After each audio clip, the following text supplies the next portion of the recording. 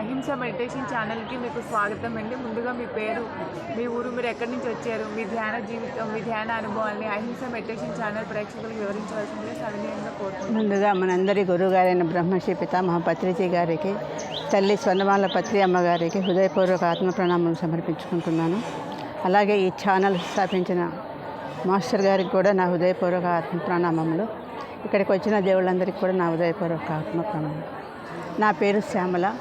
నేను 2002లో ఈ ధ్యానంలోకి వచ్చాను. 2002 మే నెలలో తిరుపతిలో గురువుగారి సాన్నిధ్యంలో తుంబురు తీర్థం అక్కడ ట్రెక్కింగ్ వేశారు.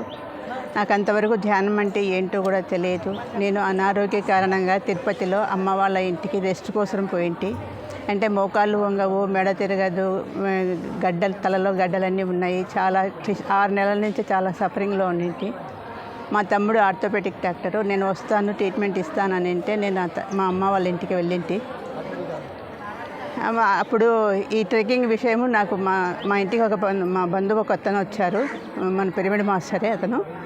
ఇట్లా ట్రెక్కింగ్ వెళ్తున్నాము అని చెప్తే నాకు ప్రకృతి అంటే చాలా ఇష్టం. చిన్నప్పటి నుంచి నేను ప్రకృతి అంటే నాకు చాలా ఇష్టం. అందుకని కొండలు అవన్నీ చూడాలనే ఒక ఉద్దేశంతో నేను ట్రెక్కింగ్ వెళ్ళాలి అనేసి చాలా బలవంతంతో నేను మా అమ్మ వాళ్ళు వద్దంటే కూడా నేను కొత్తగా దాంట్లోకి ఇంతవరకు నేను మెడిటేషన్లోకి రాలేదు. కానీ తిరుపతిలో నేను వాళ్ళకి ఫోన్ చేసి కనుక్కొని మేము కొత్తగా వస్తున్నాం సార్ రావచ్చా అంటే రావచ్చు అనేసి అక్కడ మాస్టర్స్ చెప్పారు. చెప్తే మేము అక్కడి నుంచి ఆ రోజు నెక్స్ట్ డే మేము ట్రెక్కింగ్కి వెళ్ళాము. వెళ్ళిన తర్వాత ఫస్ట్ రోజు ఆ రోజే నేను గురుగారు మధ్యాహ్నం పూట పాపనాశనం డ్యామ్ దగ్గర నేను గురుగారిని చూసాము. ఆ రోజంతా మళ్ళీ మధ్యాహ్నం నుంచి మేము ముందు సనకనందన తీర్థము ఇంకొక తీర్థానికి అక్కడికి వెళ్ళామన్నమాట. ఆ రోజు రాత్రి అక్కడే నిద్రపోయాము. నెక్స్ట్ డే మళ్ళీ మేము తుంబురు తీర్థానికి వెళ్ళాము. తుంబురు తీర్థంలో మేము పొద్దుటి నుంచి సాయంత్రం అయింది మేము అక్కడికి వెళ్ళేటప్పటికి. గురువుగారు ఉండి అందరూ టైర్డ్ అయిపోయారు, ఈరోజు పడుకోండి, మార్నింగ్ సెషన్లో నేను మెడిటేషన్ చెప్తాను అని అన్నారు. నేను అసలు కింద పడుకోలేను, కానీ అలాగే ఇట్లోనే కింద పడుకున్నాను. మళ్ళీ నెక్స్ట్ మార్నింగ్ లేచిన తర్వాత ఎక్కడ పడుకున్న వాళ్ళు అట్లనే పడుకోండి, ఇట్లానే నేలలో అన్నమాట. ఇంకా అడవి అంటే నేల ఎలా ఉంటుందో అందరికీ కూడా తెలుస్తుంది. సారు కూడా అలాగే అక్కడే పడుకున్నారు. మా అందరి మధ్యలో సారు ఫ్లూట్ వాయిస్తూ అందరం అక్కడ నేను ధ్యానం 2 hours మెడిటేషన్ చెప్పారు. కానీ నేను భగవద్గీత, సారు శాకాహారాన్ని గురించి, ధ్యానాన్ని గురించి ఫస్ట్ నేను గురువుగారి మాటల ద్వారానే నేను ధ్యానం విషయం నేను తెలుసుకున్నాను. తెలుసుకున్న తర్వాత 2 hours నేను కదలకుండా కూర్చున్నానంట. అందరు కూడా అన్నారు, నువ్వు పద్మాసనం వేసి కూర్చోలేను అన్నావు కదా, 2 hours ఎలా కూర్చున్నావు అని నాతో వచ్చిన మా ఫ్రెండ్స్ అందరు కూడా నన్ను అడిగినారనమాట. అడిగితే ఏమో నాకైతే ఏం తెలియదు, నేను చాలా ఇన్నర్లోకి వెళ్ళిపోయాను, నాకు అస్సలు ఏం తెలియలేదు చాలా అనేసి. సరే ఇంకా ఆ రోజు అక్కడ మళ్ళీ టిఫిన్లు పెట్టినారు. ఇంకా సాయంత్రం అందరికీ మీరు మీ ఊర్లోకి వెళ్ళిపోండి అనేసి చెప్పినారు.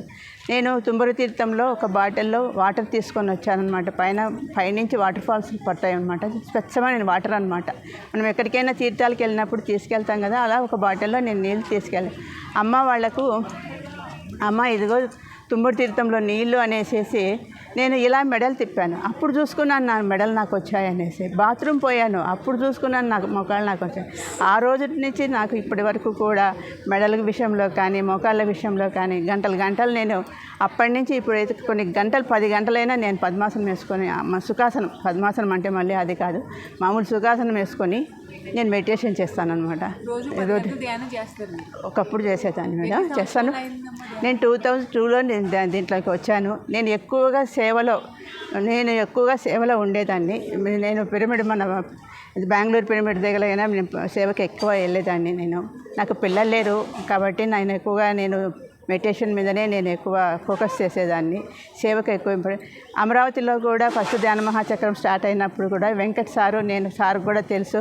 మేమిద్దరమే ఫస్ట్ వెంకటస్వామి నేను ఫస్ట్ జోలబట్టి 26,000 28,000 వచ్చిందనమాట. అమరావతిలో మేము ఫస్ట్ జోలబట్టింది పిరమిడ్ సొసైటీలో ఎవరంటే నేను వెంకటస్వామి అమరావతిలో.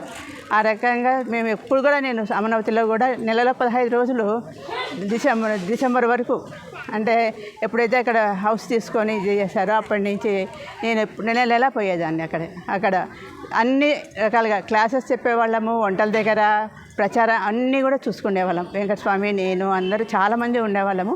అందరం కూడా నేను నెలలో మ్యాక్సిమం 10 రోజులన్నా నేను అక్కడ ఉండే ప్రతి నెల. అలా నేను ప్రచారంలో అక్కడ అమరావతిలో నేను ఇది చేసేదాన్ని.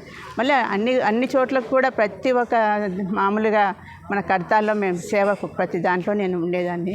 పత్రి సేవ ద్వారా నేను ఎన్నో మెమెంటోలు కూడా నేను తీసుకున్నాను, సేవాదళ్ళు దీంట్లో కూడా. ఇట్లా మేము దీన్ని ఎందుకని అంటే దీనికి నేను అసలు నమ్మేదాన్ని కాదు. నేను భక్తి మార్గంలో నాకు మంత్రపుష్పంతో సహా వచ్చు. భక్తి మార్గంలో నేను ఎక్కువ ఉండేదాన్ని అన్నమాట.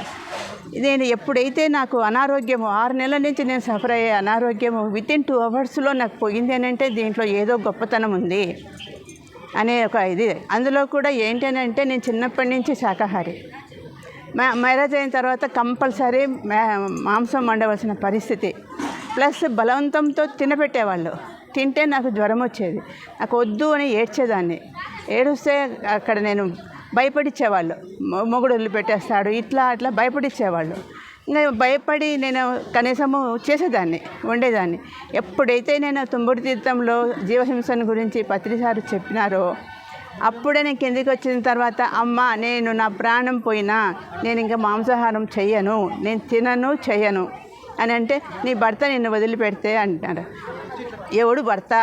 నేను వదిలిపెట్టినా నేను ఆ కర్మ నేను చెయ్యను అని నాకు అంత ధైర్యం. నేను పత్రిసార్ మాటలు ఫస్ట్లోనే నేను అమ్మ వాళ్ళు ఎంత పిరికితనాన్ని ఇది చేసినారో నాకు పత్రిసారు అంత ధైర్యాన్ని వితిన్ 2 అవర్స్లోనే నేను ఆయన ద్వారా నేను తెలుసుకున్నాను.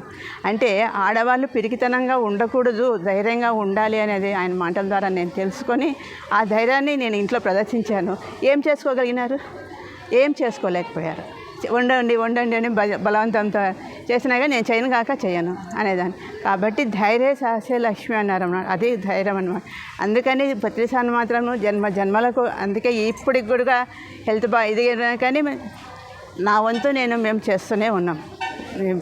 సొసైటీకి మా వంతు మేము అన్ని రూపాల్లో కూడా మా వంతు మేము ధ్యాన ప్రచారాలు, డొనేషన్స్ కానీ ఇప్పుడు కూడా మేము దీంట్లో కూడా పిఎంసి అంబాసిడర్ కూడా నేను రీసెంట్ కూడా మళ్ళీ జాయిన్ అయినా. ఆ రూపంలో కూడా నేను చేస్తాను అనేసి స్కూల్స్కి వెళ్తుంటాను. స్కూల్స్లో కంపల్సరీ ఎంతోమందికి సమ్మర్ క్యాంప్స్ వస్తే సమ్మర్ క్యాంప్స్ పెడుతుంటాము. ఇలా పిల్లలను కడపలోనే ఇప్పుడు మోటివేషన్. ఊళ్ళో ఎక్కువ తిరగలేకపోయినా అప్పట్లాగా ఇప్పుడు కడప లొకేషన్స్లో చుట్టుపక్కల చూసుకుంటూ నేను కడప డెవలప్మెంట్ చూసుకుంటూ ప్లస్ తిరగలేం కాబట్టి పిఎంసీని డెవలప్ చేసుకోవాల్సిన బాధ్యత అది నోటి ద్వారానే. ఎందుకంటే అయిన వాళ్ళ దగ్గర మనం డబ్బులు తీసుకోవడమే, మన బుక్స్లో మనం తీసుకోవడమే. కాబట్టి ఆ రూపంలో నా వంతు నేను చేస్తాననేసి నేను పిఎంసీలో జాయిన్ కావడం కూడా జరిగింది. అంటే ఏదైతే మనకు చేతనవుతుందో తన రూపంలో మనకు శరీరము సహకరించాలమ్మా. ఇప్పుడు శరీరం సహకరించలే అంటే బరువులు మోయాలన్నా, పోవాలన్నా, రావాలన్నా అది చేయలేకపోతున్నాం. కాబట్టి ఇప్పుడు ఎందుకంటే 10 years అయింది ఇక్కడికి రాక అనేసి ఇక్కడికి నేను రావడం ఇప్పుడు జరిగింది. దీన్ని చూడాలి మళ్ళీ. ఇంకా ఏజ్ మీద పడి నాకు 72 ఇయర్స్లో కూడా అంటే అడగండి, వెంకటస్వామికి తెలుసు నేను అమరావతిలో నేను ఎలా వర్క్ చేశామో మేమంతా కూడా. అసలు కడప సాంబార్ అంటే కూడా, కడప చట్నీ అంటే కూడా ప్రతి ఒక్కరికి కూడా అన్నపూర్ణమ్మ తల్లి అనేది అక్కడ ఇది వచ్చేసింది అన్నమాట. అలాగా ఇది. కాబట్టి నేను నా వంతు సహాయం నా శారీరక ధర్మంలో ధన సహాయం కానీ ఏదైనా కానీ నాకున్న దాంట్లో నేను మన సొసైటీకి, మన పిరమిడ్ స్పిరిచువల్ సొసైటీ మూమెంట్కే నేను నా జీవితాన్ని ఇది చేసేసుకున్నాను. ఇప్పటికీ కూడా చివరి మూమెంట్ వరకు కూడా అదే దీంట్లో నేను ఇదవుతాను. అది మేడం. ఓకే మేడం, చెప్తాం. మీరు చక్కగా వింటుంటే చాలా ఎన్నో అద్భుతాలు ఒక పెద్ద మాస్టర్ తలుచుకుంటే ఎన్నో అద్భుతాలు సృష్టించవచ్చని మీ ద్వారా నిరూపించారు. మరి ఇంట్లో నాన్ వెజ్ బలవంతంగా తినిపించినా కూడా ఒక్క పత్రిసార్ మాటకి మీరు ఇన్స్పిరేషన్ అయ్యి అంటే చూడు పిల్లిని కూడా ఇంట్లో పెట్టుకుంటే పుల్ అయిద్దని చెప్పి అదే రేంజ్లో చక్కగా మీ ధైర్యంతో చక్కగా మానేసి తిన్ను అని ఒక డెసిషన్ ధైర్యంగా తీసుకుని ఈరోజు సమాజంలోకి వచ్చి ఎంతోమందికి జ్ఞానం నేర్పించి అలాగే ధ్యానంతో పాటు ధ్యాన ప్రచారం, శాఖాహార ర్యాలీలు, పిరమిడ్స్కి డొనేషన్ కానివ్వండి, జోలు పట్టి కొంతమంది షైగా ఫీల్ అవుతారు భిక్షాటన చేయడం, జోలు పట్టి అంటే. ఫస్ట్ పిరమిడ్ సొసైటీలో జోలో పెట్టింది నేను వెంకటస్వామి మేడం. మన పిరమిడ్ సొసైటీలో చక్కగా జోలు పట్టి మన అంతవరకు లేదు. పరోపకారార్థం ఏదైనా శరీరం పరుల కోసం మనం లక్ష్యం ఎత్తి వాళ్ళ కర్మని తీసుకుని చక్కగా ఆ తీసుకున్న రూపాయిని యజ్ఞంలో ఉపయోగిస్తున్నారు, యజ్ఞంలో వేసి వాళ్ళ కర్మలను కాల్చివేయబడింది. అక్కడ చాలా మంచి మంచి అద్భుతమైన కార్యక్రమాలు చేశారు మేడం. ఏదితో సంబంధం లేకుండా చక్కగా శరీరం ఉన్నంత వరకు కూడా మీరు ఇలాగే ఇంకా అద్భుతంగా ఇంకా ఎన్నో కార్యక్రమాలు చేయాలని భవిష్యత్తులో మనస్ఫూర్తిగా కోరుకుంటున్నాను. మీ విలువైన సమయాన్ని ఈ అహింస మెడిటేషన్. అంతేకాదు మేడం, మా ఫాదర్ చనిపోయినప్పుడు ఇంట్లో అంటే ఫస్ట్ రోజు చేయరు, రెండో రోజు కంపల్సరీ మటన్ చేయాలా అనేది ఒక సిద్ధాంతం అన్నమాట. అది పురం నుంచి వచ్చే సిద్ధాంతాలు. నేను అప్పుడు ఏం చెప్పానంటే, మీరు ఇంట్లో మాంసం చేస్తే నేను ఇంట్లో నుంచి వెళ్ళిపోతాను అన్నాను. నువ్వు వెళ్ళిపోతే మేము బెదిరిస్తావా అన్నారు. సరే అప్పుడు నేను వెళ్ళిపోయాను. తర్వాత 2 years తర్వాత మా మదర్ చనిపోయారు. చనిపోతే అప్పటికి ఈ టైంలో మా డాక్టర్ తమ్ముడు లండన్లో ఉంటారు. వాళ్ళందరూ కూడా ఈ మూమెంట్లో వాళ్ళందరూ కూడా శాకాహారులుగా మారిపోయినారనమాట. అందరూ పిల్లలు అంత ఫ్యామిలీ అంతా కూడా. అమ్మ చనిపోయినప్పుడు వచ్చినప్పుడు మా తమ్ముడు నాకు సపోర్ట్గా ఉండి ఎందుకు మాంసం చేయాలి, అక్క చెప్పిందే కరెక్టు, నేను తెలియక ఎన్నో చేశాను, ఇప్పుడు చేయకూడదు అని ఇంట్లో మాంసం వండలేదు మేడం అనేసి. అది ఇప్పుడు మొత్తం అందరూ కూడా అది కంపల్సరీ, అది పద్ధతి అంటే ఏవీ లేవు. మనం పెట్టుకున్న 3 ఆచారాలు కాబట్టి మనం ఒక జీవిని చంపకూడదు. నేను నా తల్లి చనిపోతే నా తల్లి వల్ల ఇంకొక జీవిని చంపది నాకు వద్దు, మా అమ్మ అంత ఇది తీసుకోకూడదు. ఆ కర్మ చనిపోయినా కానీ ఆమెకు ఆ కర్మ నేను అంటనివ్వను అని దీంతో మాంసం చేయకుండా నేను ఇంట్లో శాకాహారమే చేయనిచ్చేసేసి అందరికీ ఉన్నవాళ్ళు ఉండండి, లేని వాళ్ళు వెళ్ళిపోండి అనేసి గట్టిగా నేను మా తమ్ముడు ఇద్దరం చెప్పేశాము. ఉన్నవాళ్ళు ఉన్నారు, ఇంకా వెళ్ళిపోయింది. అలాగా కుటుంబ వ్యవస్థలో కూడా ఇప్పుడు మార్పు వస్తుంది మేడం. అనేది చాలా వరకు మా బ్రదర్స్ కానీ వాళ్ళందరూ కూడా శాకాహారులుగా మారిపోయారు. లండన్లో ఉన్నా కానీ ఫుల్ శాకాహారిగా మారిపోతున్నారు అనేసి. Thank you. ఎంతో అద్భుతమైన విషయాన్ని అండ్ అందరికీ పంచుకున్నందుకు ఎంతో అద్భుతమైన విషయాలు షేర్ చేశారు మేడం. ధన్యవాదాలు. Thank you madam. ఈ అవకాశం ఇచ్చిన మీ అందరికీ కూడా నాకు థ్యాంక్ యూ.